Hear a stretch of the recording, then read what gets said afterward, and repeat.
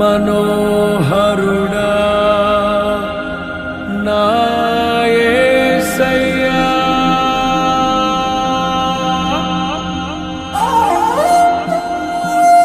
క్రీస్తునందు ప్రియులారా, మరి రాత్రి కాలపు వేళలో శ్రేష్టమైన సమయానికి మనం వచ్చి ఉన్నాం. మరి మన మధ్యలో దైవ వర్తమానం అందించడానికి మరి దైవజనులు యేసుదాస్ అన్నగారు మన మధ్యలో ఉన్నారు. దైవజనులు మన మధ్యలో ఇంతకు ముందు కూడా అనేక మార్లు దైవ వర్తమానం అందించారు. మరి ఆహ్వానం మేరకు ప్రత్యేకంగా అన్నగారు వచ్చినందుకు ప్రత్యేకమైన వందనాలు. ఈ సమయంలో దైవజనులు వస్తుండగా చప్పలు కొడుతూ ప్రేమపూర్వకంగా ఆహ్వానిద్దాం. అన్నగారు మనతో దేవుని వాక్యాన్ని పంచుకుంటారు.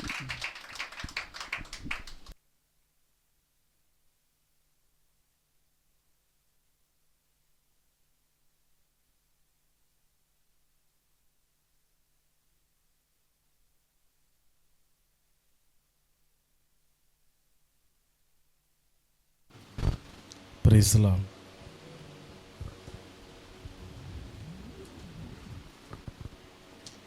చేరి వచ్చినటువంటి దేవుని బిడ్డలందరికీ, అలాగే నన్ను ఆహ్వానించినటువంటి దైవజనులకి, ప్రత్యేకమైన వారి కుటుంబానికి, అలాగే రూతమ్మ తల్లి గారికి ప్రత్యేకమైన వందనాలు. అలాగే మరి ఎన్ని దినముల నుండి మీరు ఉపవాసాలు ఉంటున్నారో నాకైతే తెలియదు, కానీ మరి ఎంతో ఆశగా ఆసక్తిగా ప్రార్థిస్తూ ప్రార్థన సమయాల్లో పాల్గొంటున్న మీ అందరూ ధన్యులు. మీ అందరికీ మరొకసారి ప్రత్యేకమైన వందనాలు. నా పేరు అన్నగారు చెప్పినట్లుగా నా పేరు యేసుదాసు. నందిగామ ప్రాంతంలో దేవుని సేవ చేస్తున్నాను.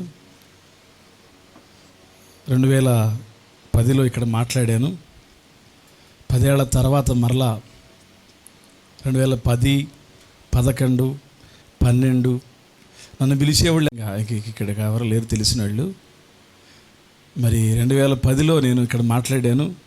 దేవుని దయ వల్ల ఇంకా 10 ఏళ్ళు పెంచి మరలా ఇక్కడ నడిపించి మీ అందరితో మాట్లాడడానికి దేవుడు ఎంతో సహాయం చేశాడు. ఈ 10 ఏళ్ళు దేవుని సేవ చేయడానికి, దేవుని సేవలో ఉండడానికి ఆ రోజు ఈరోజు ఆలోచిస్తే చాలా మార్పులు సేవలో, జీవితంలో, కుటుంబంలో, సంఘాల్లో ఎన్నో మార్పులు, చేర్పులు, దీవెనలు, ఎంతో మరి నష్టాలు, అలాగే ఓదార్పు, దీవెన, ఇవన్నీ ఈ 10 ఏళ్లలో రంగరించబడ్డాయి. దేవుని కృప. ఈరోజు ఇంకా సేవ చేస్తున్నామంటే కేవలం ఆయన దయ, మరేం లేదు. ఏ యోగ్యత లేకపోయినా దేవుడు మమ్మల్ని దేవుని పరిచర్యలో ఆ రీతిగా పిలుచుకొని దేవుని సేవ చేయడానికి దేవుడు నడిపిస్తున్నాడు. అలాగే మీ పాస్టర్ గారికి నాకు ఇంచుమించుగా 10 ఏళ్ల నుండి మరి చక్కటి సహవాసం. చిన్న వయసులో నేనేమనుకున్నానంటే, మీ పాస్టర్ గారి గురించి ఒక మాట చెప్తున్నాను. నేను మరలా రాను కాబట్టి మళ్ళీ 2030 వస్తానేమో తెలియదు. ప్రైజ్లో అప్పుడు దాకా ఎందుకు ఆయన అంత ఆయాసం అనుకుంటే, పరలోకమే తీసుకెళ్ళచ్చు ప్రభు మనందరినీ. దేవునికి స్తోత్రం. ఏంటంటే ఇంత చిన్న వయసులో చాలా భయభక్తులుగా ఉండి ప్రార్థన చేస్తూ పరిచర్య చేస్తూ, మరి 10 ఏళ్ల క్రితం మీ పాస్టర్ గారిని మీరు చూశారు, నేను చూశాను. ఇప్పుడు మన మధ్యలో 10 ఏళ్ల తర్వాత ఇలాంటి సహవాసం కానీ, ఆత్మీయత కానీ, ప్రేమ కానీ చాలా చక్కగా మరి మా ఇరువురి మధ్యలో కూడా దేవుడు దావీదు యోనాతానులుగా మా హృదయాలు కలిసిపోయి సహోదరులుగా దేవుని పనిచేస్తున్నాం. వారు విజయవాడలో చేస్తున్నా, ఒకవేళ నేను నందిగామలో ప్రయాసపడుతున్నా, దేవుడిచ్చిన ఈ సేవలో ఇంతకాలం ప్రేమగా, సమాధానంగా, ఆప్యాయతగా మరి సేవ చేయటం అంటే మామూలు విషయం కాదు. సహవాసం కలిగి ఉండటం అంటే మామూలు విషయం కాదు. అలాగే అసలు ఈరోజు శనివారం ఎక్కడికి రాము, సంఘం లేనటువంటి సమయంలో కూడా రాలేదు. ఒకసారి ఒక సందర్భంలో సంఘం లేదు, తొలిగా ప్రారంభించాం చిన్న అద్దెంట్లో ఉండి. అలాంటి సమయంలో ఒక దైవజనుడు పెద్ద అయినా, ఏమయ్యా ఇక్కడ ఏం లేదు కదా, సంఘం లేదు, జనం లేరు, ఆదివారం వస్తానంటున్నారు, శనివారాలు వచ్చేసాయి, ప్రార్థన చేసుకొని ఆదివారం కూడా చూసుకొని సాయంత్రాలు బెడుదూలి ఆదివారం మీకని చెప్పాడు. మా దగ్గరలో ఉన్నటువంటి దైవజనుడు చెప్పాడు. అలాంటి సమయంలో కూడా మరి ఆయన మాట కాదని లేక వస్తానులే అన్నాను, కానీ విడిచిపోలా. ఈరోజు అప్పుడు ఒక్కడిని, ఇప్పుడు నలుగురు అయ్యాం దేవుని మహాకృపను బట్టి. అప్పుడు ఒక్కడనే కాబట్టి మనస్సు రాలేదు ఎక్కడికి పోవాలన్నా, దేవుని పని చేయాలని అక్కడ నిలిచిపోయాం. ఇప్పుడు నలుగురు అయ్యాం. పాస్టమ్ గారు ఉంది, 2 బిడ్డలను దేవుడిచ్చాడు, కుమారుల్ని. వారికి అక్కడ అప్పచెప్పి ఇక్కడికి వచ్చి మీ మధ్యలో నిలబడటానికి అన్నగారి ప్రేమ, దేవుని కృప, అలాగే మిమ్మల్ని అందరినీ మరొకసారి 10 ఏళ్ల తర్వాత పిల్లలు పెద్దవాళ్ళు అయిపోయారు, యవనస్తులు వివాహాలు చేసుకొని ఏ ప్రాంతాలకు వెళ్ళి వారి కుటుంబాలతో కాపురం చేస్తున్నారు నాకైతే తెలీదు. ఇంకా మరి నడి వయసులో ఉన్నవాళ్ళు వృద్ధాప్యంలోకి వచ్చారు. ఇట్లా జరిగింది, పరిస్థితులన్నీ జరిగాయి. నేను చెబుతున్నా అదే మాట. 2010 కనపడ్డా, 20లోకి వచ్చా. ఈ 2020 దాడుతుంది. దేవుని చిత్తం మరి ఎప్పుడు కలుస్తాం మనకు తెలియదు. అందుకని 100 సంగతులన్నీ చెప్తే మరి నాకు కూడా ఇప్పుడు భారం దిగినట్టుంది. స్తోత్రం. ఆ తర్వాత సంగతి తర్వాత దేవునికి స్తోత్రం. ఏది ఏమైనా దేవుని దయ, దేవుని ఆశీర్వాదం. ఆమేన్. సరే, మరి మీతో ఒక మాట పంచుకోవాలని ప్రార్థన చేశాను నేను. ఒక మాట దేవుని వాక్యంలోకి వెళదాం. మీరందరూ సంతోషమేనా? ఒక పాట పడితే సంతోషంగా ఉంటుంది ఇంకా. సరే, మరి పాడదాం. కానివ్వండి, వాయిద్యాలు వాయిస్తున్నానా? నీకు సంతోషం లేదా? చూసుకో నాన్న, కాస్త చూసుకో. లాంగ్ టైం అవుతుంది మనకి. ఎన్ని బాధలున్నను. ఎవరైనా పాట తెలుసుంటే, నేను మధ్యలో మర్చిపోతానేమో, ఆ పాట తీసి నాకు ఇవ్వండి, నేను చూసుకొని పాడుతుంటా. ఎన్ని బాధలున్నను, ఇబ్బందులెన్నైనను, ఎంత కష్టమొచ్చినా నిష్ఠూరమైనను, ఎన్ని బాధలున్నను, ఇబ్బందులెన్నైనను, ఎంత కష్టమొచ్చినా నిష్ఠూరమైనను, నీ మాట చాలయ్యా, నీ చూపు చాలయ్యా, నీ తోడు చాలయ్యా, నీ నీడ చాలయ్యా, నీ మాట చాలయ్యా, నీ చూపు చాలయ్యా, నీ తోడు చాలయ్యా, నీ నీడ చాలయ్యా, నీ ఉంటే నాకు. పాడాలి గట్టిగా.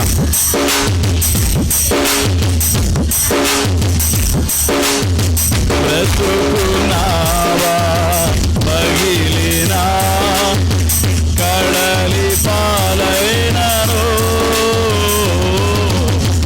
అలలు మంచు వేసిన, ఆశలు అనగారిన, బ్రతుకునావా పగిలినా, కడలి పాలైనను,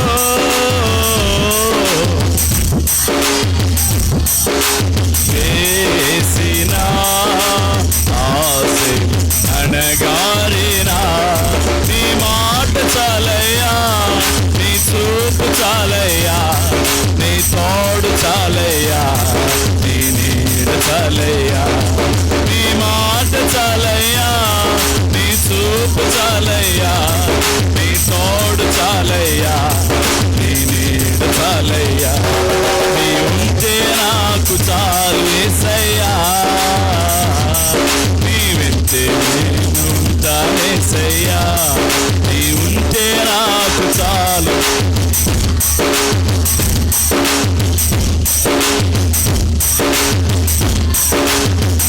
ఆస్తులని పోయినా, అనాథగా మిగిలినా, ఆప్తులే విడనాడినా, ఆరోగ్యం క్షీణించినా, ఆస్తులని పోయినా, అనాథగా మిగిలినా,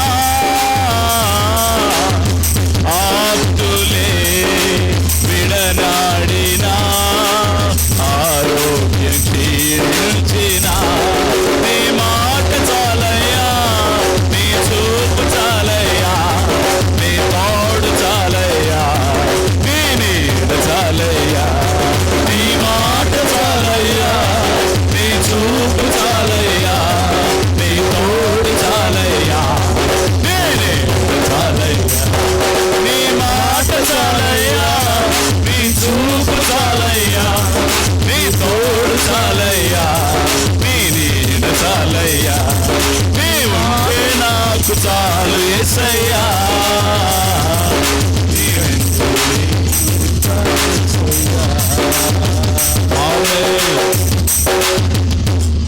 చాలా సంతోషం. మీ అందరికీ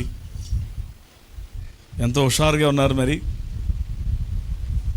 దేవుని వాక్యంలో నుండి ఈ రాత్రి వేళ ఈ ఉపవాస ప్రార్థనలో పాల్గొన్న మిమ్మల్ని అందరినీ ఆయన వాక్యం ద్వారా మిమ్మల్ని దర్శించునుగాక. మత్తయి సువార్త 5వ అధ్యాయం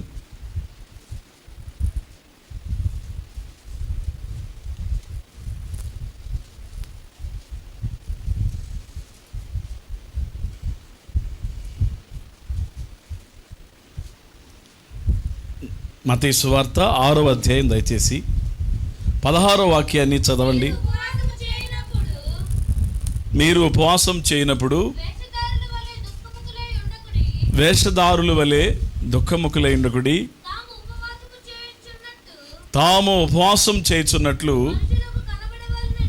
మనుషులకు కనబడవలనని వారు తమ ముఖములను వికారము చేసుకొందురు,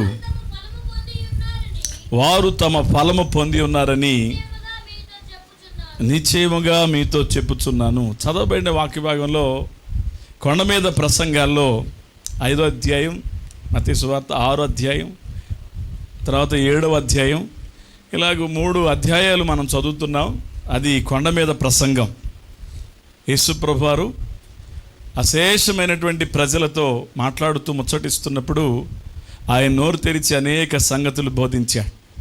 వారికి శాస్త్రుల వలె, పరిసయ్యుల వలె, యాజకుల వలె, పూర్వం ఉన్నటువంటి దైవోక్తులు ఉపదేశించిన వారి వలె కాకుండా అధికారం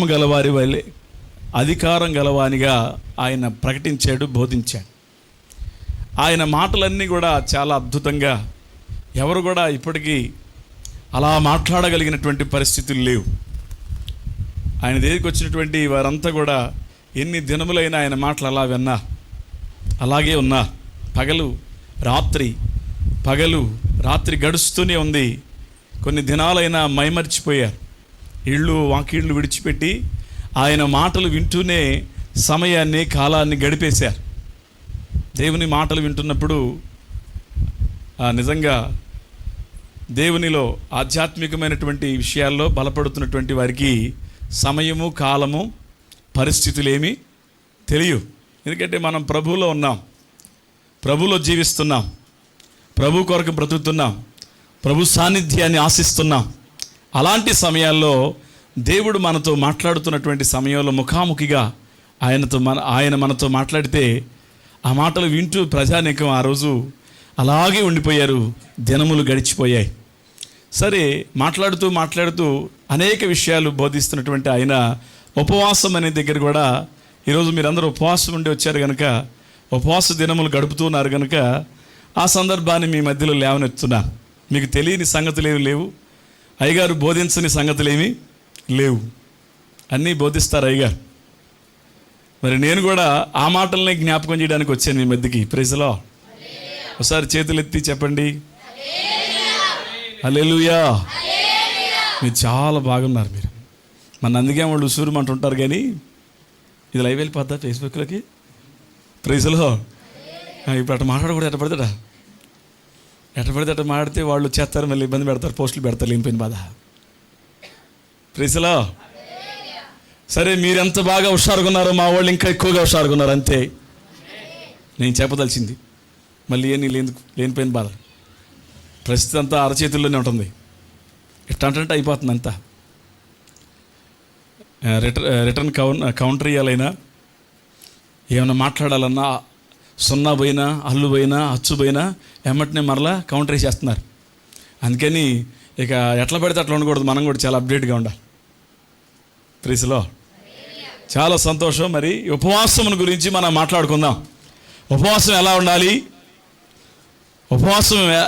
ఉండాలి, ఉపవాసాన్ని గురించి సంగతులు మనం నేర్చుకుంటున్నప్పుడు ఆ ఉపవాసంలో ఉన్నటువంటి అనుభవాలు, ఎన్ని రోజులు ఉన్నారు, ఎలా ఉన్నారు, ఉన్నన్ని రోజులు ఏం చేశారు, ఉపవాసం ఉండి వాళ్ళు ఏం చేశారు, ఉపవాసం ఉండి మనం ఏం చేస్తున్నాం, ఉపవాసం ద్వారా వాళ్ళు ఏం సాధించారనే విషయాలు తేలిగ్గా మీకు అర్థమయ్యేటట్లుగా 1-2 మాటల్లో ఒక 20 నిమిషాలు వీలైతే దేవుడు నన్ను వాడుకుంటే 30 నిమిషాలు మాట్లాడి ముగిచ్చేస్తాను మంచిగా. ప్రైజ్లో ఉపవాసమును గురించి మనం ఆలోచిస్తే మోషే, దైవజనుడైనటువంటి మోషే 40 దినాలు సీనాయి కొండ మీద అలాగ ఉండిపోయి ధర్మశాస్త్రం తీసుకున్నాడు.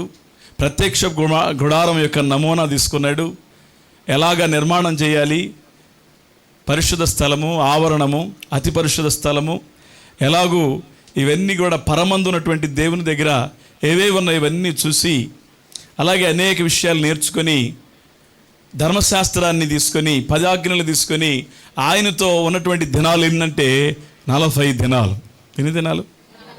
40 దినాలు ఆయనతో ఉండి సహవాసం చేసి, భోజనము చేసినట్టు, పానము చేసినట్టు. అది బొంబాయి రవ్వ, గోధుమ రవ్వ, అదేదో రవ్వ కొంచెం తిన్నట్టుగా ఏం లేదు. కసిన కాఫీ తాగినట్టు ఏముందా? రస్కో బుస్కో వచ్చినాయి, ఒకటి వచ్చి ఆ రస్కులు కాసిన తిన్నట్టు ఏం లేదు. ఏం చేస్తున్నారు వాళ్ళు?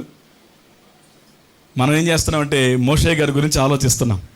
ఆయన కొండకి దేవుని సమీపాన చేరాడు. ఉపవాసం అంటే నేను అనుకుంటున్నాను ఆయన సమీపం చేరేది, ఆయన సన్నిధిని అనుభవించేది, ఆయన మహిమను పొందుకునేది, ఆయనతో సమాధానపడేది, ఆయన ద్వారా నడిపించబడేది.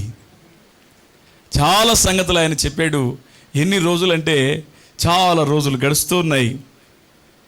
40 దినములు గడిచాయి, 40 పగళ్ళు, 40 రాత్రులు గడిచాయి. ఆయన కొండ దిగి మెల్లగా వచ్చేస్తున్నాడు. ఆయనకి తెలియదు ఆయన ముఖం ప్రకాశిస్తుందని. ప్రకాశిస్తూ ఉంది ఆయన ముఖం, సూర్యునిలాగా దిగి వస్తూ ఉన్నాడు ఆయన. ఇశ్రాయేలీలు అంతా కూడా ఆయన ముఖ తేజస్సును చూడలేకపోయారు, ఆయన ఒక వచ్చేస్సును చూడలేకపోయారు. దైవజనుడు ముఖాన్ని చూసి వారిలో నుండే ప్రత్యేకమై దేవుని యొద్దకు వెళ్ళి 40 దినములు గడిపిన తర్వాత దిగి వస్తున్నప్పుడు వారిలో ఉన్నటువంటి మోషేని ఇశ్రాయేలీలు మరలా అంతగా తలెత్తి తేటగా సూటిగా చూడలేకపోయారు. చివరాఖరికి ఆయన తన ముఖం మీద ముసుగు వేసుకొని దిగి వచ్చాడు ఆయన. అంటే మోషే అనుభవం ఎలా ఉంది అంటే, అది ఇన్ని దినములైనా గడిపాడు. గడిపిన దినములు ఆకలి లేదు, దాహమే లేదు, ఇంటిని గురించిన ఆలోచన లేదు, పిల్లల గురించిన ఆలోచన లేదు, మరి దేని గురించిన ఆలోచన లేదు. ఈ రోజున చాలామంది ఉపవాస ప్రార్థనలు చేస్తున్నారు, వ్యాపారాలు చేస్తున్నారు, గుద్దులాడుతున్నారు, బరువులు మోస్తున్నారు, లోకంలో పనులన్నీ చక్కబెడుతున్నారు, స్థారమైన పనులు పెట్టుకొని హడావుడి చేసేస్తున్నారు. చివరికి వచ్చి మోకరిస్తుంటే నడిపింపేవి రావట్లేదు, ప్రార్థనలో హృదయం కుమరించబడట్లేదు, పరలోకాన్ని కదిలించట్లేదు. ఉపవాసం అని మనం అనుకుని తృప్తి పెడుతున్నాం, కానీ దేవుని సన్నిధిని కదిలించేదిగా లేదు. దేవుని దగ్గర నుండి ఏదైనా పొందుకోగలిగే అనుభవం లేదు, దేవుని మహిమను చూసేటువంటి అనుభవం లేదు. మోషే 40 దినాలు ఉన్నాడు. తర్వాతకి మరలా మరో 40 దినాలు, 2 మార్లు దేవుని సన్నిధిలో సాగిలపడి ఆయన ప్రార్థించేటువంటి వ్యక్తి కనపడుతున్నాడు. అంటే ఉపవాసం అంటే ఇప్పుడు మనకు అర్థమైంది కదా, ఏమీ తినలేదు, ఏమీ త్రాగలేదు, దేవునితో ఉన్నాడు. భోజనం పానం లేకుండా, స్థారమైన పనిపాట్లు చక్కబెట్టుకోకుండా, గొడవలు అల్లర్లు తగాదాలతో ఉండి చేయకుండా ఏం చేస్తున్నాడు? అవన్నీ పక్కన పెట్టి దేవుని సన్నిధిలో ఉంటున్నాడు. అదే కదా, మీరు ఉపవాసం ఉంటున్నప్పుడు మీరేం చేస్తారు? తలంటుకొని మీ గదిలోకి వెళ్ళి రహస్యమందు చూసి మీ తండ్రికి ప్రార్థన చేయాలి. అది ఉపవాసం. చపలు కొట్టి గట్టిగా ఏం చేయాలి? మోకరిస్తూ ఉందాం మనం. టైం చూసుకుంటాం. అమ్మ పావుగంట చేశాను ఆయన స్తోత్రం ఈరోజు. అబ్బా అరగంట అయిపోయిందంటే రోజు మీద ఎక్కువే. ఆహా అయితే ఒక పాట పాడుకుందాం ఆహా అని పెద్ద మోకాళ్ళ నుండి కింద మోకాళ్ళకి వచ్చేస్తున్నాం. కింద మోకాళ్ళ నుండి ఇక తర్వాత జోగే పరిస్థితికి వస్తున్నాం. చివరాఖరికి ఏమవుద్దంటే ఆ ఉపవాసమో మరి ఏమవుద్దో కానీ ఆకలితోనో సమయం చూసుకోవడం సరిపోద్ది. దేవునితో మాట్లాడుకునే సమయం లేదు, దేవునితో సంభాషించుకునేటువంటి అనుభవం కావాలి మనుషులకి. ఆమెన్. ఉపవాసం అనేటువంటి దాన్ని ప్రతిష్ఠించుకొని తీర్మానం చేసుకుని దేవునితో కలవడానికి మరి దేనికి కాదు, దేవునితో మాట్లాడడానికి మరి దేనికి కాదు. మన బాధలు ఎన్నున్నా, అక్కర్లు ఎన్నున్నాయి, దేవుని సన్నిధిలో మనం ప్రార్థించే వాళ్ళమై ఉండాలి. హన్నా మనకి బాగా తెలుసు కదా, ఆమె ఎంతో బాధ, నింద, ఎంతో కోపం, ఎంతో బాధ, గొడ్రాలుగా ఉన్నటువంటి ఆమె జీవితంలో దేవుని మందిరంకి వెళ్ళి ఏం చేసింది? హృదయాన్ని కుమ్మరించింది. ప్రార్థన చేస్తుంటే దైవజనుడు అందరూ వచ్చి వెళ్ళిపోతున్నారు, మామూలుగా ప్రార్థన చేసుకుని వెళ్ళిపోతున్నారు, మాట్లాడి వెళ్ళిపోతున్నారు. కానీ ఆమె మాత్రం కదలట్లేదు, వెళ్ళట్లేదు. ఏదేదో మాట్లాడుకుంటుంది, ఆమె మాట్లాడుకుంటుంది. ఆ బాధని, ఆ వేదనంతా దేవుని సన్నిధిలో కుమ్మరిస్తుంటే దైవజనుడి దగ్గరికి వెళ్ళి, అమ్మ నువ్వేం చేస్తున్నావు అని అడిగాడు. చాలామంది వచ్చారు, వెళ్ళిపోయారు కదా, ఇంకా కూర్చున్నావు మందిరంలో, ఏంటి నీ పరిస్థితి? అయ్యా నేను నా బాధనంతా దేవుని సన్నిధిలో కుమ్మరిస్తున్నా. ఉపవాసం దేనికి? త్వరగా ముగించుకోవడానికా? మన బాధను దేవుని సన్నిధిలో కుమ్మరించడానికి. ఉపవాసం దేనికి? దేవునితో సమయం గడపడానికి. మన బాధ, మన భారము, మన కష్టం, మన కన్నీళ్ళన్నీ ప్రభువు తెలియజేయడానికి. దేవుని ద్వారా ఒక ప్రత్యుత్తరం తీసుకుని, అన్న దైవజనుడి మాటే దేవుని మాటగా నువ్వేదైతే కోరావో దేవుడు నీకు ఇస్తాడనగానే ఆమె బయలుదేరి సంతోషంగా వెళ్ళింది ఇంటికి. దేవుని మాటగా నమ్మింది, తన జీవితంలో అక్షరాల నెరవేర్చబడింది. అంటే ప్రార్థన, ఉపవాసం ఉండి చేసేటువంటి ప్రార్థన మంచిదే. అలాగే అదే సమయంలో హృదయాన్ని కుమ్మరించగలిగితే ఇంకా మంచిదే. నీతిమంతుని విజ్ఞాపన బహుబలం గలది, మనపూర్వకంగా ఏమవుద్దంట? Praise the lord. చదవండి, యాకోబు పత్రికలో ఒక మాట చదువుకుందాం. యాకోబు పత్రికలో నుండి ఒక మాట చదువుకుని చక్కగా 5వ అధ్యాయం 17వ వాక్యం. యాకోబు పత్రిక. ఏలియా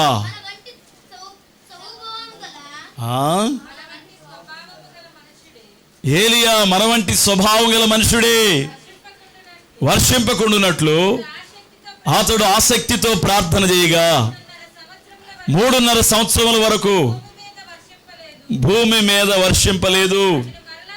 అతడు మరలా ప్రార్థన చేయగా ఆకాశం వర్షం ఇచ్చెను, భూమి తన ఫలం ఇచ్చెను. ఆమేన్. బాగా వినండి. ఒకటి, దేవునితో సహవాసం చేయడానికి. రెండవది, మనం బాధను దేవుని మందిరంలో కుమ్మరించుకోవడానికి. మూడవది ఏం చేయాలంటే మనం ఆసక్తిగా, మనస్పూర్వకంగా ప్రార్థన చేయాలి. అది మనస్పూర్వకంగా. మన మనసు అంతా ఎటో పోతా అంట. మందిరంకి వచ్చిన తర్వాత కొంతమంది అందరూ పాటలు పాడుతున్నారు అనుకునేరు, అందరూ వాక్యం అంటున్నారు అనుకునేరు. ఇంటికి వెళ్ళిపోతుంది మనసు. ప్రయాణం చేస్తుంటుంది, దగ్గర ఛార్జీ తీసుకోకుండా వెళ్ళిపోతుంది. దానికి వాహనం కూడా అవసరంలా. దేనికి? మనస్సుకి. ఇంటికి వెళ్ళి గడి పెట్టాను లేదా అనుకుంటుంది ఇక్కడ కూర్చొని. వండిన దానిలో బాబు తెలిసిద్దా లేదా, ఉప్పు తక్కువ వేసాను ఎక్కువ వేసాను, ఏం చేయాలని. అమ్మో ఈ కొత్త పాస్టర్ గారు వచ్చారంటే ఈరోజు మరి ఎన్నింటికి ముగిస్తుంటే తెలియదు, మరి ఎన్నింటికి వెళ్తాను, మరి ఇవన్నీ ఆలోచనలు వస్తానంట. ఏంటి వస్తాయి? మార్తమ్మక్క ఉందా మనకి? మరి అమ్మక్క మార్తమ్మక్క ఉన్నారా బైబిల్లో? మీరు కదమ్మా, మీ అందరికి వందనాలు. వాళ్ళంతా ఏం చేస్తున్నారు? ఆయన చేర్చుకొని మాట్లాడుతున్నారా?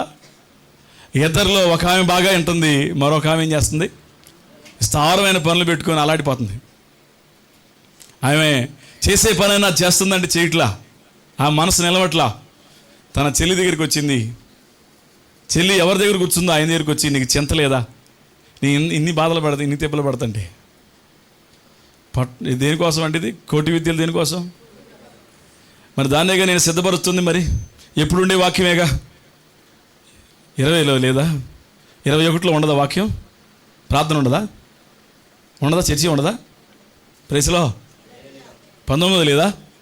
20లో లేదా? ఉండదా లేదా? తెల్లారితే నవంబర్లో ఉంటుందా లేదా? డాడీకి పోద్దాయి. మరి కాస్త ఆకలేసినప్పుడు మనం భోజనం చేసుకోవాలి కదా. ఆమె చేసే పని చేయకుండా వచ్చేసింది. ఆమె స్థారమైనటువంటి పనులు పెట్టుకుని తొందర పెడుతుంటే ఆమె మనస్సు నిలవని ఇట్లా, వంటన్నా చేయని ఇట్లా, ఇటు దేవుని ప్రాదాల దగ్గర కూర్చొని ఇట్లా వ్యర్థమైపోతుంది మార్తమ్మ భక్తి అంతా. ప్రైజ్లో మన మనస్సు దేవుని మీద ఆనుకొని ఉండునుగాక. మనం దేవుని సన్నిధికి వస్తే మన బాధ అక్కర్లన్నీ దేవుని సన్నిధిలో కొమ్మరించుదుముగాక. మనం ఎప్పుడైతే మన భారాన్ని కుమ్మరించేసాం అనుకోండి, మనం ఏమైపోతాం? మన నెత్తి మీద భారం ఉందనుకోండి, ఆ భారాన్ని దించేసామనుకోండి, ఏమవుతుంది? తలంతా ఉన్న భారం, తల మీద ఉన్న భారం దిగిపోతే చాలా ప్రశాంతంగా ఉంటుంది, తేలిగ్గా ఉంటుంది.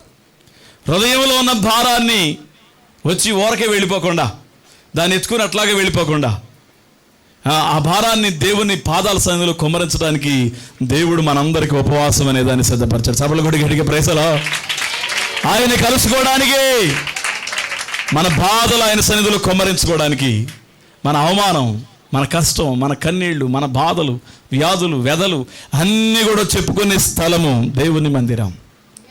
దేవుడు మనకిచ్చాడు ఈ మందిరాన్ని. ఈ మందిరంలో మనం వచ్చి ఊరకి వెళ్ళిపోకుండా మనం చేసే ప్రార్థన దేవుణ్ణి కదిలించేదిగా ఉండను గాక. మనం చేసే ప్రార్థన దేవునికి సంతోషంగా, ఆనందకరంగా ఉండును గాక. నీవు చేసే ప్రార్థన దేవుని సన్నిధిలో చేరును గాక. చేసే ప్రార్థన మనస్పూర్వకంగా చేయాలి. ఏలియా ఏమంటున్నాడు? ఏలియా ఎలా చేస్తున్నాడు? ఆసక్తిగా చేస్తున్నాడట. ఉపవాసం ఉంటున్నారు, ప్రార్థనలు చేస్తున్నారు. మనలో కావాల్సినటువంటి అనుభవం ఏంటంటే, ఏం చేయాలి? మనం అనుభవం ఏంటంటే, హృదయంలో ఉన్నదాన్ని కుమ్మరించాలి, తర్వాతగా ఆసక్తిగా చేయాలి. ఒకసారి ప్రార్థన చేసాడు, తన దగ్గర ఉన్న పనివాడిని పంపించి వెళ్ళి చూడమంటున్నాడు. ఏదైనా ఆకాశంలో ఏదైనా దేవుడు సూచన ఇస్తున్నాడని చూసామంటే, ఆయన ఒకసారి వెళ్ళి వచ్చాడు, అక్కడేమీ కనపట్లా. రెండోసారి వెళ్ళమన్నాడు, మళ్ళీ ప్రార్థన చేస్తున్నాడు, మరలా ప్రార్థన చేస్తున్నాడు, మరలా చూడమంటున్నాడు. ఇలాగ 6 సార్లు వెళ్ళాడు. నిజంగా నేనైతే ఆయన దగ్గర ఉంటే, ఏలియా గారు ఏం సేవ అండి ఇది, ఏదో పెద్ద ప్రవక్త అన్నారు కానీ నిన్ను, అబ్బే దేవుడు నీ మరై వింటలేదండి, నువ్వు ఏడుస్తున్నావు, ఉపవాసం ఉన్నావు, అబ్బో అదంటున్నావు, ఇదంటున్నావు, ఎంతో ఏడుస్తున్నావు, ప్రార్థన చేస్తున్నావు. రాజు అయితే ఆహారం తినడానికి ఇంటికి వెళ్ళిపోయాడు భోజనం చేయడానికి. నువ్వైతే ఆహారం లేకుండా ప్రార్థన చేస్తుంటే నీ ప్రార్థన దేవుడు అన్నాడా? ఎందుకండి బాబా అని అనేవాడిని, నేను అనేవాడినేమో. ఆ పనివాడు ఎవరో కానీ మొత్తానికి మరలా వెళ్ళాడు. 7వసారి వెళ్ళాడు, మరలా వెళ్ళాడు. వీళ్ళ ఆసక్తి చూడండి. ప్రార్థించే వ్యక్తి, అలాగే సూచన చూడటానికి వెళ్తున్న వ్యక్తి, ఇరువురు కలిసి చేస్తున్నటువంటి ఆ యాగంలో ఆ దేవుని సూచన ఎంత కనపడిందంటే, చాలా పెద్దగా కనపడ, కొద్దిగా కనపడింది. కొద్దిగా అరచేయి అంత కనపడిందంట మేఘం. నిర్మలమైన ఆకాశంలో 7 మార్లు ప్రార్థన చేస్తే 7వ మారు ఆకాశంలో సూచనగా అరచేయి అంత కనపడింది అరచేయి అంత. కానీ చేసిన కార్యం చాలా గొప్పదే. భూమి పండే అంతగా, ఆమేన్, ప్రజలు విత్తనం వేసుకొని ఆహారం తినగలిగే అంతగా, కరువు తీరే అంతగా యెహోవా మీ మధ్యలో ఉన్నాడు. ఆయన మీ ప్రార్థన ఆలకించేవాడు, ఆయన మిమ్మల్ని సిగ్గుపరచడు అనేటట్లుగా ఈ రోజున మన జీవితాల్లో చేసే ప్రార్థన ఉపవాసంతో పాటే మన ప్రార్థనలు అద్భుతంగా ఉండాలి. ఆమేన్. తర్వాత ఇంకా చాలామంది ప్రార్థన చేశారు. నాకు సమయం మరి చాలట్లేదు కానీ ప్రైస్లో నేను యోనాను గురించి చెప్పాలనుకుంటున్నాను. యోనా చెప్పండి. నానా ఎవరండి? యోనా మనకు బాగా తెలుసు. యోనా అవిధేయుడు, యోనా దేవుని ప్రవక్త, యోనా నిద్రపోతూ, యోనా ఏం చేశాడు? చివరాఖరికి దేవుని ద్వారా శిక్షించబడి దేవుని కృప కొరకు వేడుకొని మరలా ఎక్కడికి వెళ్ళనన్నాడో అక్కడికే వెళ్ళాడు. మళ్ళీ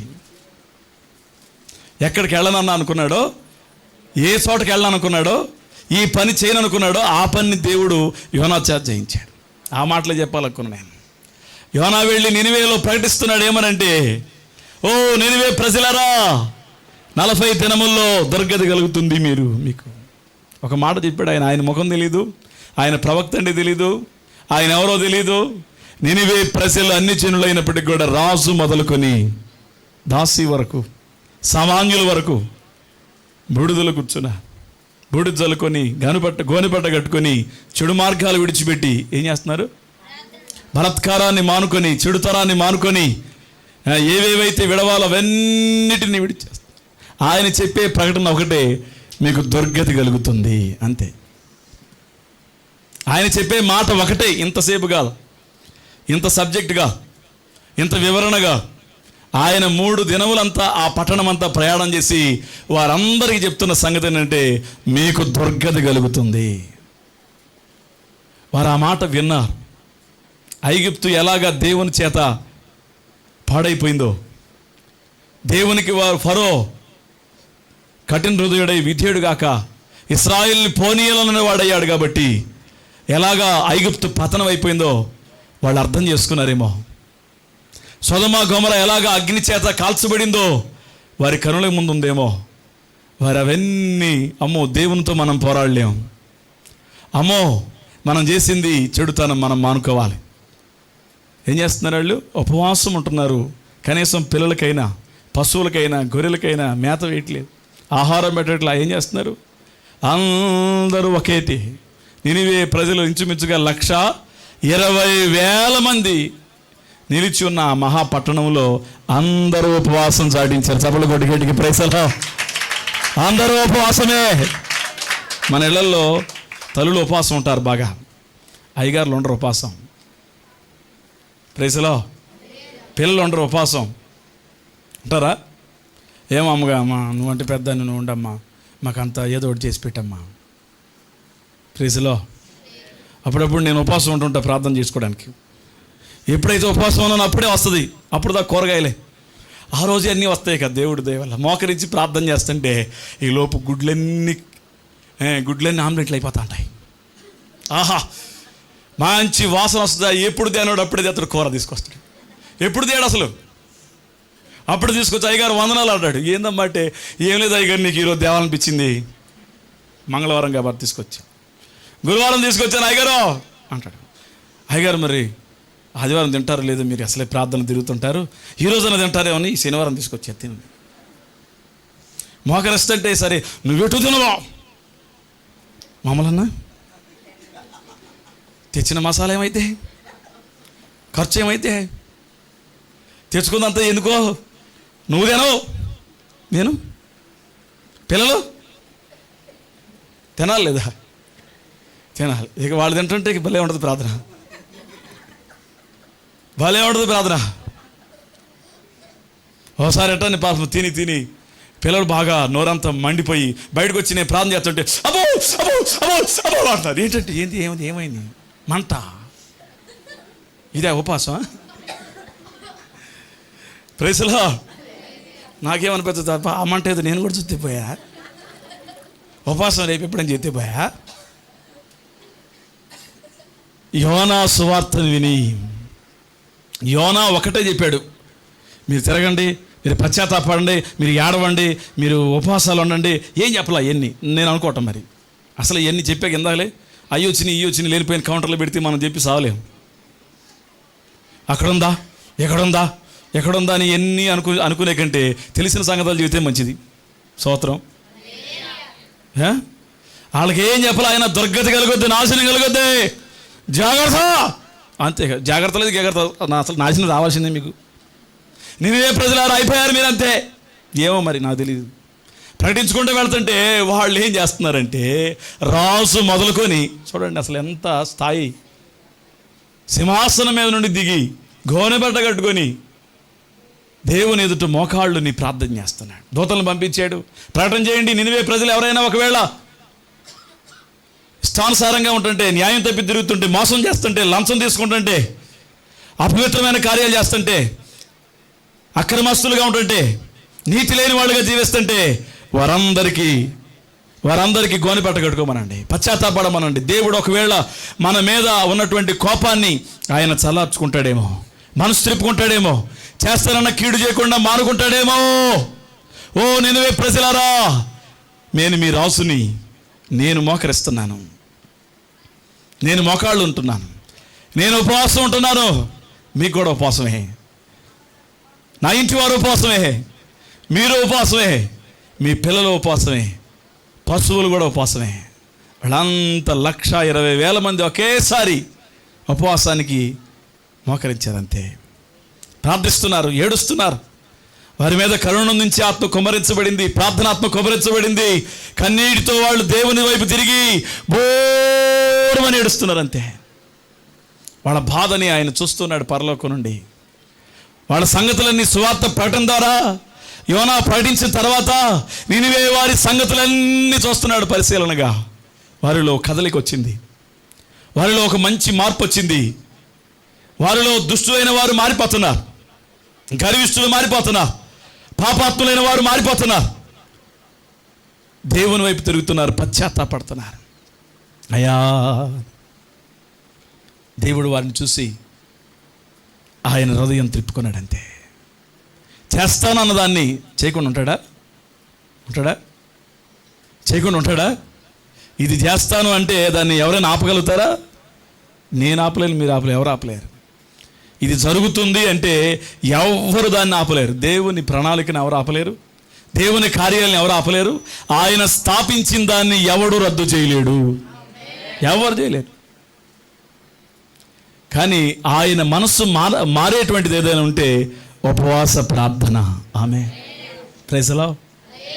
ఎంత తగ్గింపు, ఎంత పశ్చాత్తాపం, ఎన్ని కన్నీళ్ళు, ఎంతమంది దేవుని వైపు తిరిగి ప్రార్థిస్తుంటే దేవుడు వారికి కీడు చేయకుండా ఆయన మనసు త్రిప్పుకున్నాడు. ఆయన మనస్సు మారింది, ఆయన మనస్సు కదిలింది, ఆయన ఆలోచనలన్నీ మార్చుకున్నాడు. అయ్యో, కుడి ఎడమలకు తేడా లేనటువంటి వాళ్ళు, కుడి ఏదో ఎడమేదో తెలియనటువంటి ప్రజలను నేను పాడు చేద్దాం అనుకుంది, నాశనం చేద్దాం అనుకుంది, వీరి మీద నేను కోప్పడింది అని ఆయనే తను తమాయించుకొని కీడు చేయకుండా వదిలిపెట్టాడు. చప్పలు కొట్టి గట్టిగా ప్రైజ్ ది లార్డ్. దాని అర్థం ఏంటి? దాని అర్థం ఏంటి? అది వ్యాధి అయినా, అది మరొక చేతబడైనా, మరింకోటైనా నువ్వు దేవుని సన్నిధిలో మోకరించి ప్రార్థిస్తే ప్రతి కీడు తొలగిపోతుంది, ప్రతి నాశనం తొలగిపోతుంది, ప్రతి దుష్టుని కార్యాలు నిర్మూలమైపోతాయి, దేవుని కృప కలుగుతుంది.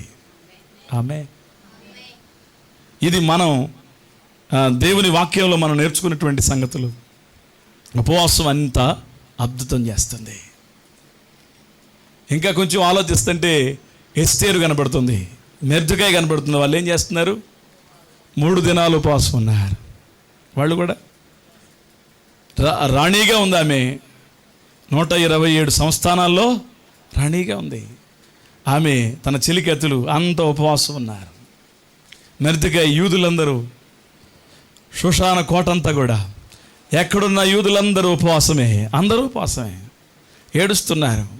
మరణానికి వాళ్ళు, మరణం విధించబడింది. లేకపోతే ఒక మాట చెప్పాలంటే గొంతున కత్తి వేలాడుతుంది యూదులందరికీ. పిల్లలు, పెద్దలు, వృద్ధులు ఎవరు కనికరం లేకుండా అందరినీ హతం చేయాలి. ఒక రోజున హతం చేయాలి, హతము కావాలి, నిర్ణయం అయిపోయింది. రాజముద్ర వేశారు, ప్రకటన చేశారు. రాజాజ్ఞకి తిరుగులేదు. రాజు వేసినటువంటి శాసనం దాన్ని ఎక్కడ ఏ చోట మార్చలేదు, ఏ మనుషులు మరలా మార్చలేదు. కానీ ఉపవాసం మార్చింది, ఆమె. వాళ్ళు కన్నీరు విడిచి ప్రార్థన చేస్తున్నప్పుడు వారి శత్రువైనటువంటి హామాను ఏ కీడై తలంచాడో, ఏ గుంట త్రవ్వాడో, ఏ విధంగా వారిని లేకుండా, యూదుల్ని నామరూపాలు లేకుండా ఒక మొర్దెకైని బట్టి యూదులందరి మీద పగబట్టాడో, కిడు చేయాలని చూశాడో, వాని ప్రాణం పోయింది. వాని 10 మంది పిల్లలు ఉరితీయబడ్డారు. వాని కలిగిన వారంతా కూడా ఒకేసారి. చూడండి ఎంత అద్భుతము. మరణ శాసనం రద్దు చేయబడింది, శత్రువు మీద పగ తీర్చబడింది. ఆమేన్. ఈ రోజున ఉపవాసం ఎందుకు? ఉపవాసం ఎలా ఉండాలి? అందరు కనిపెట్టేట్లు ఉండాలా? ఏందక్క ఈ మధ్య ఒంగోలు వెళ్ళా నేను, చాలా దూరం, చెప్పకూడదు ఇక్కడంతా. ప్రైజ్లో ఒక ఊరు వెళ్ళా నేను, ఒక పట్టణానికి వెళ్ళా. ప్రైజ్లో ప్రార్థన చేస్తున్నాను అక్కడ, బల్లారాధన ఇస్తున్నాను అక్కడ. బల్లారాధన ఇస్తుంటే భోజనం పెడుతుంది. ప్రార్థన అంతా అయిపోయింది, 4 గంటలకి భోజనం పెట్టింది. భోజనం పెట్టి భోజనం చేసే సమయానికి అక్కడ ఎట్లా ఉంది పరిచర్య ఏంటని అడుగుతున్నా సహోదరిని. అడుగుతుంటే ఆమె అంది, ఇప్పుడు ఎన్నో రోజు తెలుసా అంది. ఏమో నాకేం తెలుసా కన్నా, 23వ రోజు అంది. ఏంటది? నాకేం తెలుసు అసలు, ఎందుకు ఉంటుందో నాకు తెలుసా? ఇంత చెప్పాల్సిన అవసరం ఉందా? ఉపవాసం ఉంటే నాకు లాభమా? ఉపవాసం ఉంటే ఆమెకే లాభం. 23వ రోజు ఏమనుకున్నా ఉందమ్మా, నన్ను కూడా ప్రార్థన చేయబెట్టమ్మా. నువ్వు కూడా గట్టిగా పెట్టామా ప్రార్థనలో అన్న చెప్పమన్నాడా? ఎన్ని రోజు అనుకుండా మా వాళ్ళు నందిగాలు ఉన్నారు, వాళ్ళైతే సేవకుల మీద పోటీ పడుతున్నారు. ఇప్పుడు అయ్యగారు 100 రోజులు ఉంటున్నాడంట, విశ్వాసులు 101 రోజులుండి రికార్డు వద్దలు కొట్టాలనుకున్నారు. అంతే వామో, రికార్డు బద్దలు కొడతారంట విశ్వాసులు. మంచిదే, దేవుని స్తోత్రం. ఎన్ని రోజులు పోటీ పడుతున్నారు. నాకు నన్ను పిలిచా, పోటీ పడుతున్న మధ్యలో నాకు అసలే పోటీ రాదు. నేను నిలబెట్టారు, మాట్లాడో ఇవాళ ఎన్నో రోజులు అనుకున్నావు అంటే అక్కడ విన్నా కదా, ప్రకాశం జిల్లాలో, మళ్ళీ కృష్ణా జిల్లా కూడా వచ్చింది అదేదో. ఎన్నో రోజులు అనుకుంటున్నావు అని ఒక సాక్ష్యం చెప్పింది. ఏమోనమ్మా నాది 77వ రోజు అంది. అమ్మో, ఇంకెన్ని రోజులు అనుకుంటున్నావు? అయ్యగారు అయితే 100 రోజులు చెప్తున్నాడు, నేను 101 అంది. అమ్మో నాకు పండిస్తాను బాబు, ఇవన్నీ వీళ్ళతో మనం పోటీ పడేటట్లేమంతా నందిగా ఉండుకుండా పోటీ పడలేకపోతున్నామని దేవాడిని స్తోత్రాన్ని ప్రార్థన చేస్తాను. నా వాక్యం నేను చెప్పుకొని వెళ్తాను తల్లిని ప్రార్థన చేసుకొని మీలాంటి వాళ్ళకి చెప్పాలని వచ్చా. దేవుని స్తోత్రం. చెప్పేది ఏంటో ఉపవాసం ఉండేటప్పుడు చెప్పాలా, కనబడాలా, ఉంటే ఏమైందంట వాళ్ళ ఫలం 23 రోజులు పోయింది పాపం. అంత అన్నం పెట్టింది ఏంటక్క సంగతులు అంటే 23 అంతా అయిపోయింది. స్తోత్రం. అప్పుడు దాకా పాపం 76 రోజులు బ్రహ్మాండం చేసింది ఆ సహోదరి. ఎవరు 77 రోజు పోగొట్టుకుందిగా. దుఃఖముఖులుగా ఉండొద్దు, వేషధారులుగా ఉండొద్దు. నువ్వు చేసే ప్రార్థన, నువ్వు ఉండే ఉపవాసం, నీకుండే తీర్మానం, సమర్పణ, ప్రార్థన, మోకాళ్ళు, ఇవన్నీ మనుషులు కావాల్సిన అక్కర్లేదు. వాళ్ళ వల్ల సుఖమే లేదు. నీకున్న విశ్వాసం పోద్ది, ప్రార్థన పోద్ది. ప్రార్థన చేసి ఇసుకుపోయి 100 రోజులు చేసిన దానికి ఏం జరిగింది? ఏం జరిగిందా? ఏం జరగదా. నువ్వు మళ్ళీ ఇప్పుడు మొదలు పెట్టావు 10వ రోజు. నువ్వు 10వ రోజుకి ఎవరు వస్తుంది అనుకున్నావా? 100 రోజులు చేసావు కదా. 100 days సెంచరీ కొట్టాం, ఏమీ లేదు. అదే నిరసపడిపోవడానిక చెప్పుకోమన్నాడు ఆయన. ఉపవాసం ఉన్నప్పుడు నీ ఉపవాస దినం ఎవరికి తెలియాలా? ఏందా కట్టన్నా అమ్మ ఉపవాసం 3వ రోజు నుండి ఈ పాస్టర్ గారు బల్లారాధన అంట, శుక్రవారం పెట్టాడు, శనివారం పెట్టాడు, మళ్ళీ ఈ రాత్రి అంతా మళ్ళీ అంతా అంతే అంట, మళ్ళీ పొద్దున్న ఏం సపరించొద్దు అంటుండు, ఏం తాగొద్దు అంటుండు, ఏం వాసన చూడొద్దు అంటున్నాడు. అమ్మో ఏం కట్టిన ఉపవాసం ఈ పాస్టర్ గారికి ఈ మధ్య ఏమైంది? అప్పుడప్పుడు కాసిన టీ తాగమనేవాడు. బలహీనలు అయితే బిళ్ళలు వేసుకునేవాళ్ళు అయితే ఎంత కొంత తినమనేవాడు. ఇప్పుడు టంటలా ఉపవాసం ఉండవు లేకపోతే పరలోకం బావ అంటుండవు. వామ్మో, ఉపవాసం ఉండాలి నువ్వు, లేకపోతే లేదు, ఇక నీ వల్ల కాదు అంటుండు. ప్రైజ్లో మనం చేసే ఉపవాసం అందరికీ తెలియాల్సిన తెలుసా? నేను మాత్రం ఎన్ని రోజులు చేస్తాను నాకు తెలియదు, మీకు చెప్పను కూడా నేను. ఎందుకంటే నా ఫలం పోగొట్టుకోవడం.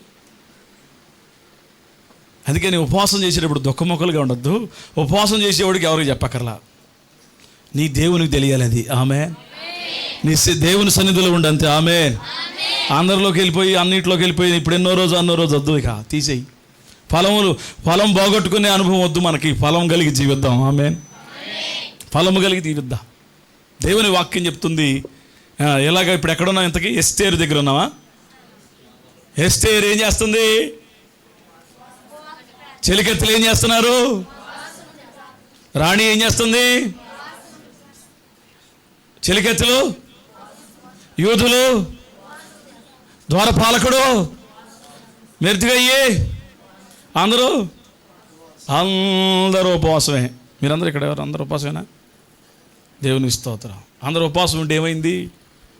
పరిస్థితులన్నీ మారిపోయాయి, ఊహించని కార్యాలు జరిగాయి. ఇది జరగదు అనుకున్న కార్యం జరిగింది. చప్పలు కొట్టి గట్టిగా ప్రైజ్లో.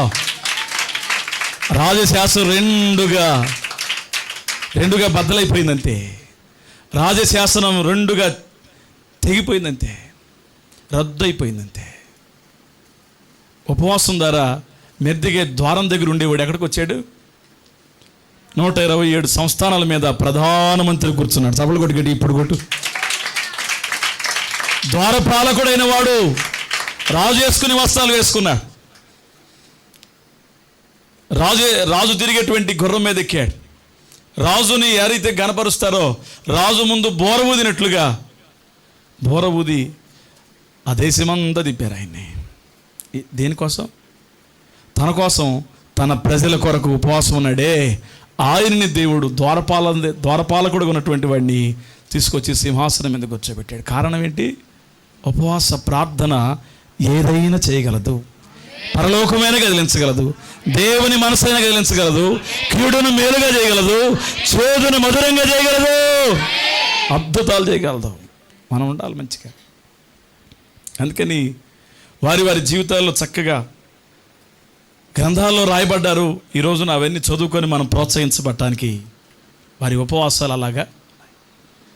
సరే, మరి ఆఖరిగా మాట్లాడితే, నా పేరు పెట్టబడిన నా జనులు తమను తాము తగ్గించుకొని తమ చెడు మార్గాలు విడిచి ప్రార్థన చేసి నన్ను వెదికినడలా నేను వారి ప్రార్థన ఆలకించి వారి దేశమును, వారి పాపమును క్షమిస్తాను, వారి దేశమును. ఎన్ని మాటలు చూడండి. నినివే ప్రజలు, అన్యులు, వారు ఒక్క మాట వినగానే పశ్చాత్తాపడ్డారు. మనం దేవుని పేరు పెట్టబడ్డాం. మనందరూ ఎవరు? దేవుని పేరు పెట్టబడిన దేవుని బిడ్డలం. మరి మనం ఏం చేయాలి? మనల్ని మనం తగ్గించుకొని ఉపవాసం ఉండి మన చెడుతనములుంటే మానుకొని దేవుని వైపు తిరిగి ప్రార్థన చేయాలా. మన ప్రార్థనలన్నీ ఆయన ఆలకిస్తాడు. ఆయన మన ప్రార్థనలన్నీ అంగీకరిస్తాడు. ఆయన మన పక్షాన కార్యాలు చేస్తాడు. ఆయన ఆమేన్. ఏం చేస్తున్నాడు ఆయన? మనం తగ్గించుకుంటే లోకంలో ఉన్న అన్ని పక్కన పెట్టుకొని, వ్యాపారాలైనా ఉద్యోగాలైనా చేతి పనులైనా పక్కన పెట్టుకొని, ఎప్పుడుండే జనుడి పట్టు కోసం ఎంతో కాలం కష్టపడుతున్నాం. ఒకరోజు బ్రేక్ ఇవ్వు, ఒకరోజు ఆగిపో, పనిని ఆపుకో, దేవుని సన్నిధిలో మోకరించు. ఆమె ఇప్పుడు దాకా నువ్వు సాధించలేనివన్నీ చేస్తావు అంతే. ఇప్పుడు దాకా నువ్వు నీ ఎదుట జరగనటువంటి కార్యాలన్నీ జరిగిస్తాడు ఆయన. ఎందుకని? నువ్వు చేసేటువంటి దేవుని సమీపిస్తున్నావు, దేవుని సన్నిధిలో నీ హృదయాన్ని కుమ్మరిస్తున్నావు, నీ మనస్సు దేవుని మీద ఉంది, నీవు దేవునికి నీ బాధను చెప్పుకుంటున్నావు, నీ ప్రార్థనలు ఆలకించి నీ పక్షమున ఆయన కార్యాలు చేస్తున్నాడు. నీ పక్షమున కార్యాలు చేయడానికి ఏంటంట? నువ్వు దేవుని సమీపించి ప్రార్థించటం, ఆ ప్రార్థనలకు దేవుడు గొప్ప ప్రతిఫలాలు ఇవ్వటం. రాజు అయినటువంటి హిజ్కియా, నేను ముగిచేస్తున్నాను. ఆఖరిగా హిజ్కియాను గురించి చెప్తున్నాను నేను. మీరందరూ బాగా బైబిల్ వాక్యాలు తెలుసని మరి రిఫరెన్స్ చెప్పట్లేదు. ఎవరి గురించి అనుకుంటున్నాం మనం? హిజ్కియా కాదు, యెహోషాపాతు.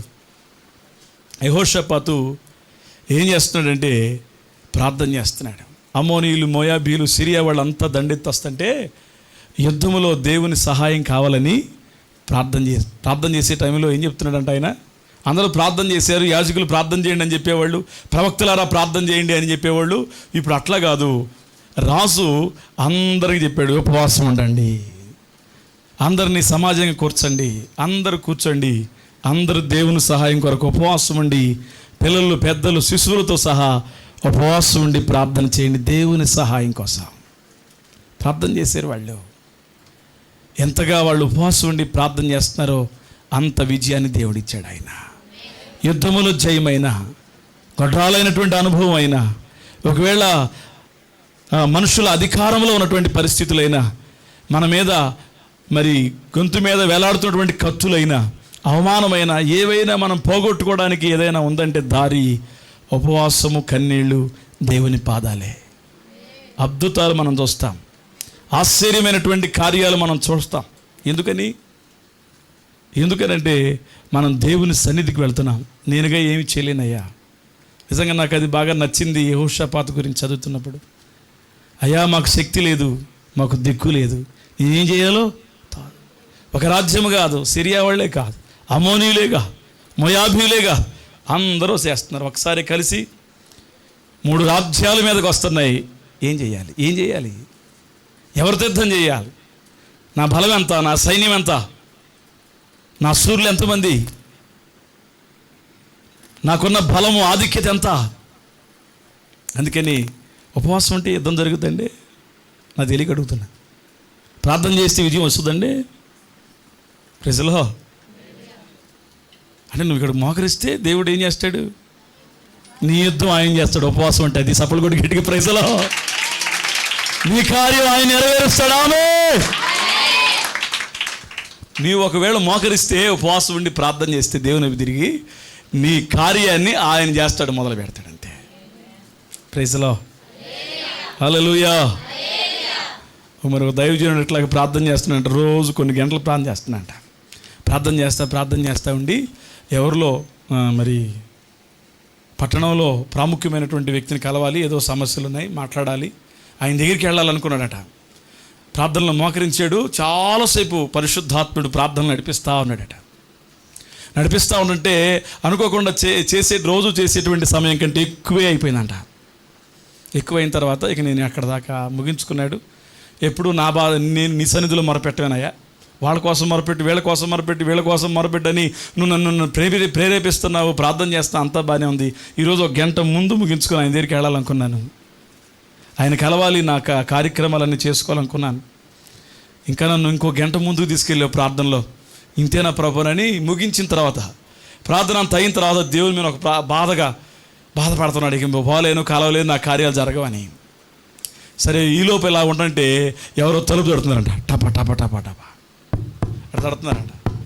అసలే దేవుడు గంట ఎక్కువగా ప్రార్థన నడిపిస్తే ఇప్పుడు మళ్ళీ మొదలుపెట్టారు. ఇప్పుడు ప్రార్థన చేయి అయ్యగారు, జలుబుగా ఉంది ప్రార్థన చేయి, తలనొప్పిగా ఉంది ప్రార్థన చేయి, కడుపులో నొప్పిగా ఉంది ప్రార్థన చేయి, జ్వరంగా ఉంది ప్రార్థన చేయి. ఇక మొదలుపెట్టారు. ఇప్పుడు దాకా నీ సన్నిధిలో ప్రార్థన చేసి నా పనులు నువ్వు చెయ్యవు అని దేవుని దగ్గర బాధపడతా తలుపు కొడతంటే ఇక వస్తున్నారు. ఇక మొదలుపెట్టారు. ఉచితమేగా, ఉచితమేనా, ఉచితంగా పొందారు, ఉచితంగా చెయ్యాలి. ఇక వాళ్ళు కొడుతుంటే ఈయన దేవుని మీద బాధ కలుగుతుంది, వచ్చిన మీద బాధ కలుగుతుంది. నా కార్యాలు అట్టానే ఉన్నాయి, నీ పనులు మాత్రం నువ్వు చేయించుకున్నావని లేచెళ్ళి తలుపు తీసేసరికి ఎవరిని గెలవాలో ఆయనే వచ్చి నిలబడ్డాడు. సభలు కొడికి ప్రజలో ఎవరిని గెలవాలో ఆయనే వచ్చి కూర్చున్నాడు. అది ఉపవాసంలో జయం, అది ఉపవాసంలో గొప్ప ఆశీర్వాదం, అది ప్రార్థనలో ఉన్న జయం. అది నువ్వు వెళ్ళటం ఏంటి అక్కడికి, అధికారి దగ్గరికి, నీ దగ్గరికి అధికారం తీసుకొస్తాడు ఆయన.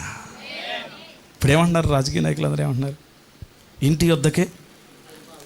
అప్పుడేం చేసేవాళ్ళు, మనం కాళ్ళు అరిగేదాడు తిరిగేవాళ్ళమా, చెప్పులు జతలన్నీ మార్చేవాళ్ళమా, కళ్ళు గాయాలు కాసాయా, అంతో ఇంత ఇయ్యాలా, ప్రైస్లో ఏంది వస్తున్నావు 4 రోజులు 3 రోజులు తిప్పిన తర్వాత మనకి ఇసుగు పుట్టి మనమేం చేస్తాం, ఏంటి మరి ఏమన్నా చేస్తావా, చేయగలుగుతావా, ఏం చేయమంటావు, నీకు మనకే మనం ఇస్తే తొందరగా పని అయిపోద్ది. ఆ రోజులు మారాయి. దేవుడు నీ దగ్గరికే పరిపాలన తీసుకొస్తున్నాడు.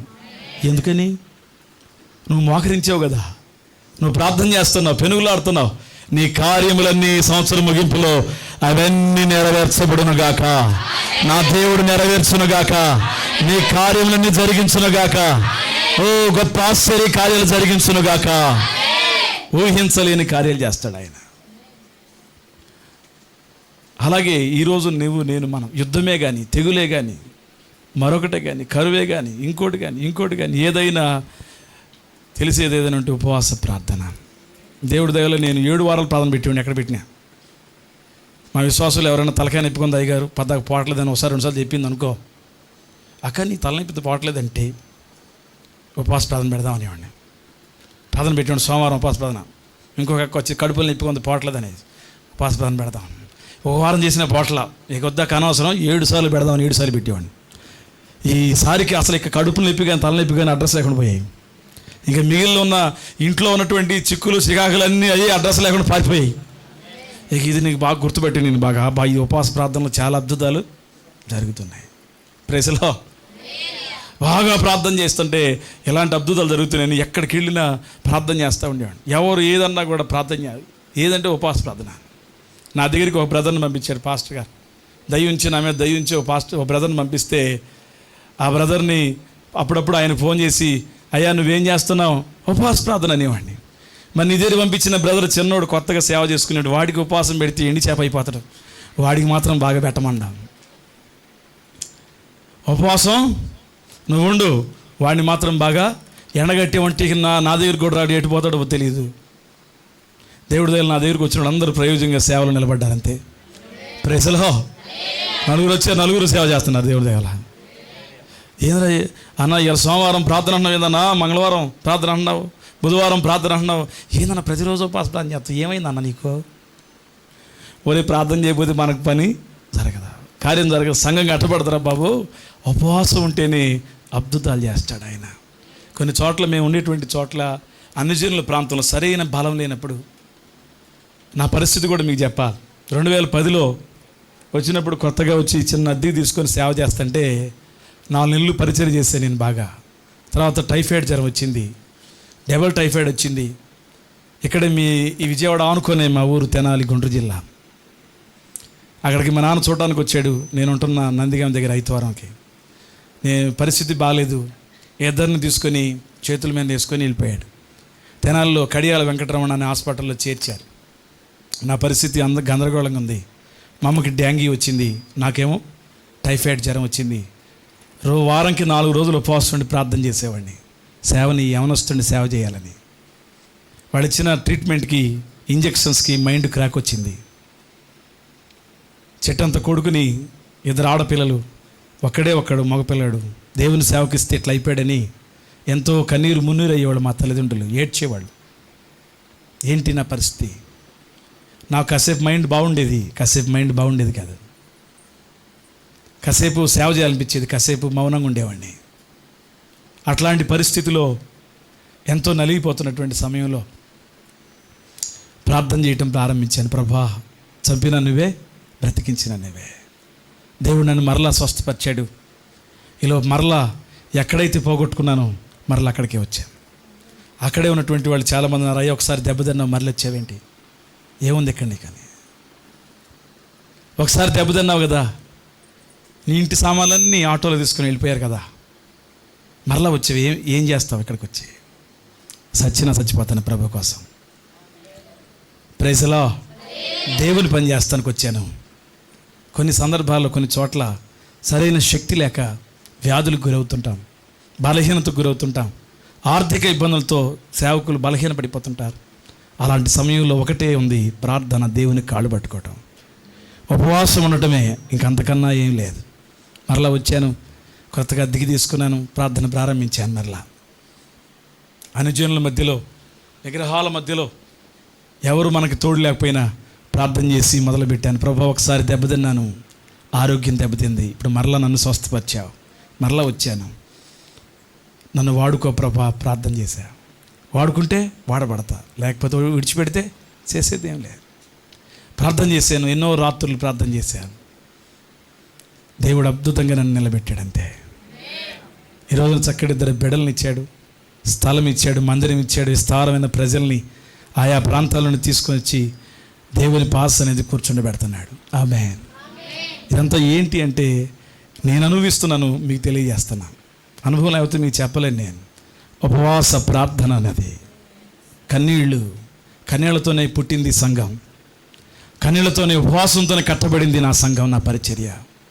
ప్రైజ్లో ఉపవాసం చేసి నన్ను, ప్రార్థన చేసి నన్ను, ప్రభుని వెతికి నన్ను ఆయనను సిగ్గుపరచాల మా వాళ్ళందరిలో ఘనంగానే పెట్టాడు ఆయన.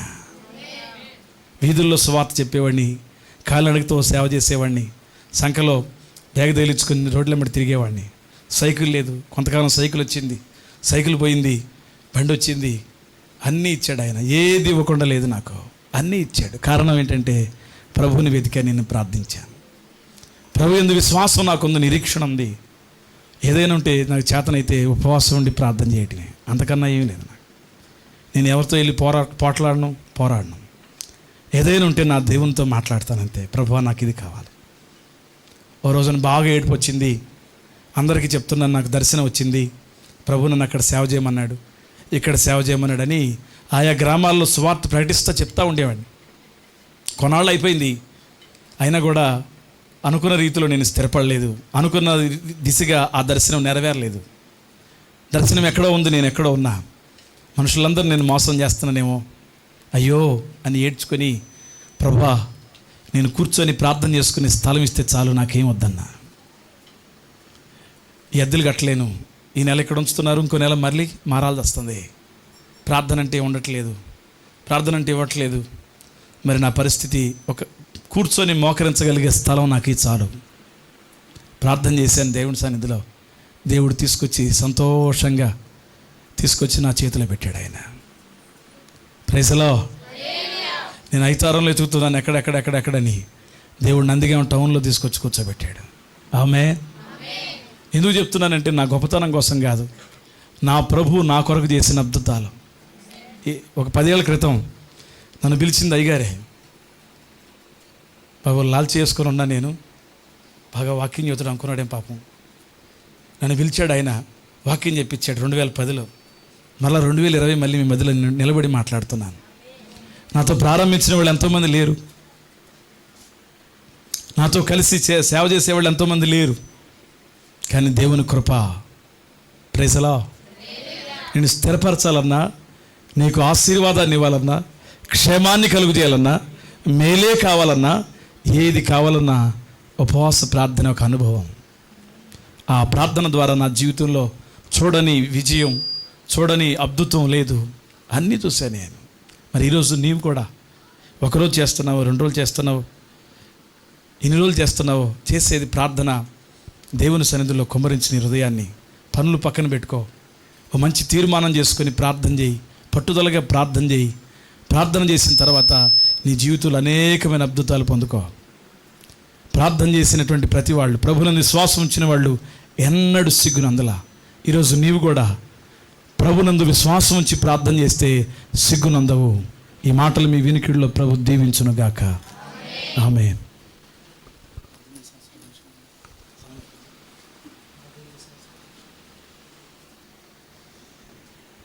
తలలంచండి, చిన్న ప్రార్థన చేసుకుందాం.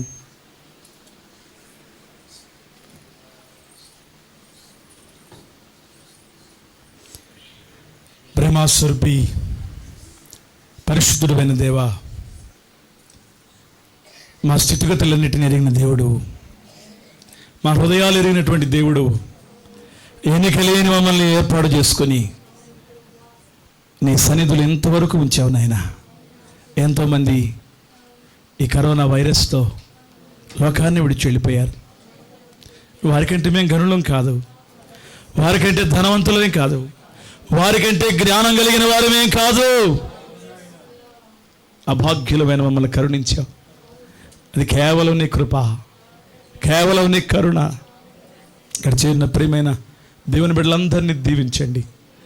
వారి వారి ఉపవాస దినాలు, ప్రార్థనలు నీకు అంగీకారంగా ఉండటానికి, ప్రతిఫలాలు పొందుకోవడానికి, విజయాలు చూడటానికి, అద్భుతాలు చూడటానికి, జరగని కార్యాలన్నీ, జరగవు అని నిర్ధారించుకున్న కార్యాలన్నీ వారి వారి జీవితాలు ఈ సంవత్సరాఖరులో జరుగునట్లుగా వారి ప్రార్థన జీవితాలు సరి చేసుకోవడానికి, నీ పాద సన్నిధిని సమీపించడానికి, నీ కృపను పొందుకోవడానికి సహాయం చేయండి. ఆనాడు అనేక మంది అయ్యా భక్తులు, ప్రవక్తలు నీ సన్నిధిలో ప్రార్థించారు, ఉపవసించి. వారి ప్రార్థనలు ఎన్నడూ వ్యర్థం కాలేదు. అన్యులు సువార్తను విని పశ్చాత్తపడి ఉపవాసంతో నేను బతిమాలుకున్నప్పుడు కీడు చేయక మేలు చేసావు ప్రభా. అవునయ్యా.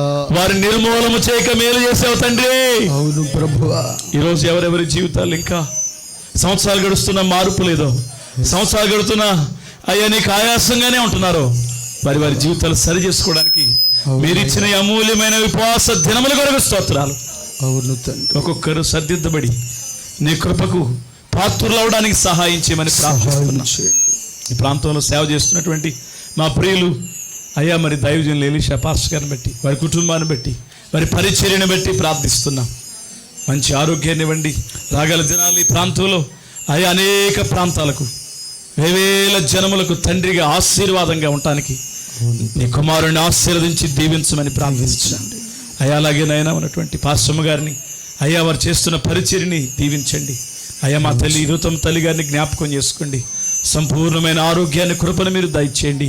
ఇక్కడ చేరిన ప్రియమైన ప్రతి పెద్దలు, పిల్లలు, స్త్రీలు, పురుషులు అనేకులు నాయన అందరినీ మీరు జ్ఞాపకం చేసుకోండి. ఈ సంవత్సరాఖరులో యూదులందరూ ఉపవాసం ఉన్నట్లుగా, అయ్యా ఇదిగో ఇశ్రాయేలు అందరూ ఉపవాసం ఉన్నట్లుగా, అనేకులుగా కలిసి కుటుంబాలుగా ఉపవసించి ప్రార్థించినట్లుగా, అద్భుతాలు, విజయాలు చూసినట్లుగా, మరి ఇక్కడ చేరిన బిడ్డలు ఎక్కడ అపజయం ఉందో, ఎక్కడ కన్నీళ్ళు ఉన్నాయో, ఎక్కడ ఎండిపోయినట్లుగా ఉందో, ఎక్కడ నష్టాలు వస్తున్నాయో, వారి వారి జీవితాల్లో ఉపవాస దినాలు ప్రారంభించి అవి ప్రతిష్ఠించుకొని నీ సన్నిధిలో వారి క్రియలన్నీ, కార్యాలన్నీ సఫలమయ్యేటట్లుగా దీవించమని మహిమ, ఘనత, ప్రభావాలు నీకు ఆరోపిస్తూ యేసు పరిశుద్ధ నామంలో ప్రార్థించి వేడుకుంటున్నాం తండ్రి. ఆమేన్. ఆమేన్. మన ప్రభువైన యేసుక్రీస్తు కృప, తండ్రిని దేవుని ప్రేమ, పరిశుద్ధాత్ముని అన్యోన్య సహవాసం మనకు సకల పరిశుద్ధులకు ఆయన కృప తోడయుండి నడిపించునుగాక. ఆమేన్. ఆమేన్. యేసు రక్తమే జయం. ప్రభు యేసు రక్తమే జయం.